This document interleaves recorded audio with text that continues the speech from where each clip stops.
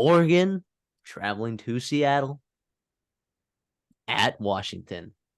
Washington is favored by 3. These are two teams just playing very high-level football this year. And we've talked about it. We talked about it in the preseason.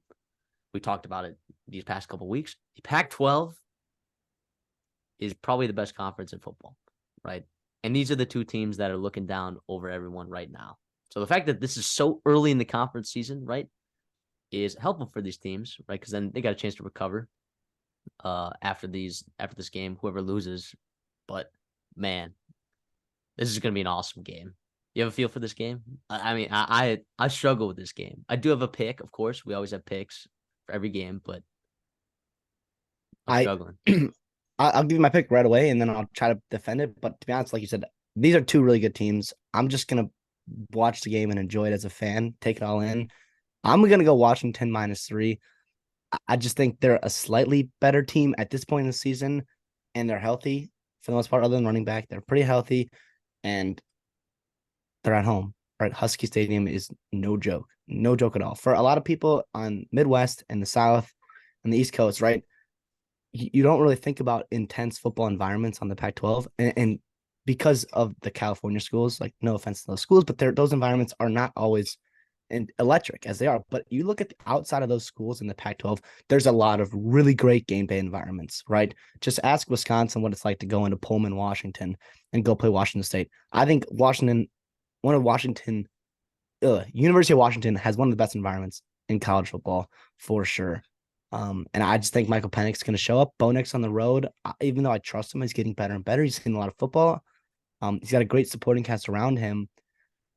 I just trust Michael Penix. I think he's a little bit better quarterback, especially at home. I think they got better weapons, and they're gonna get it done. And it's gonna be fantastic, though. It's gonna be fantastic. Yeah, I do think. I mean, it is. You mentioned health for Washington. Getting Jalen McMillan back this week is gigantic, right? That is going to be huge for them. But it has felt like they're a little bit one-dimensional offensively, right? And the Oregon has been incredibly balanced, running the ball, passing the ball. Bo Nix, we're seeing all the bodacious signs on College Game Day. Obviously, his marketing manager is trying to get his name out there, as if he has to get his name out there. He's playing like a stud right now. I'm going to fade you here. I'm going to go Washington +3. I'm also going to take, not Washington, Oregon +3. I'm also going to take Oregon to win straight up. I just think when I look at these two teams, I'm going to take the balanced attack right over the imbalanced attack. I do think Oregon's defense has been playing a lot better, right? We talked about Oregon and USC as being teams that really, really need to overhaul in the transfer portal.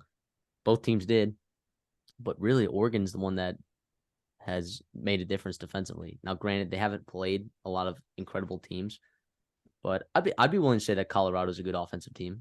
They're a good offensive football team, and they shut them down, right? So meeting expectations every single game, and it has looked like Washington defensively has been vulnerable, especially on that defensive line, I think. So I'm going to go ahead and take Oregon +3, and I'm going to take them to win the game straight up. Now, you've been whooping me in these picks, so seems like there's, I don't know.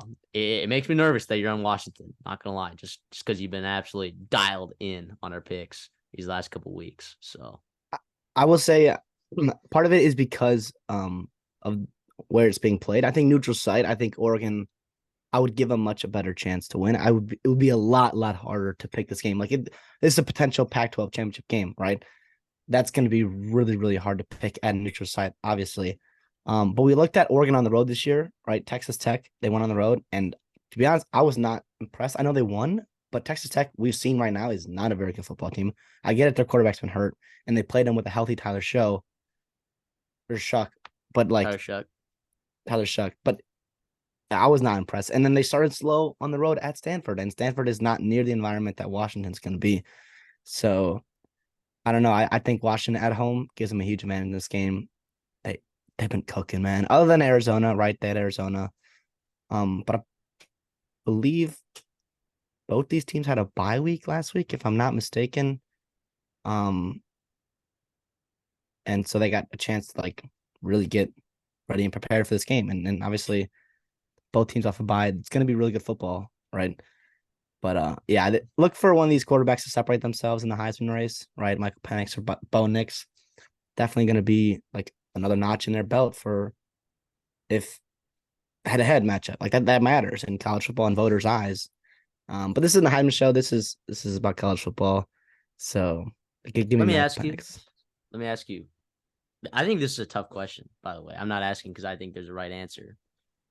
I have my opinions, but which coaching staff do you think is better?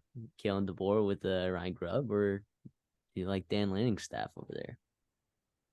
If this was last year and Kenny Dillingham was still there, are you talking about just offensive defense? If you're talking about offensive defense, give me Kalen DeBoer and Ryan Grubb. Ryan Grubb, I think, is probably going to be the top offense coordinator hire to the next position at in the next hiring cycle or whenever he chooses to leave UW.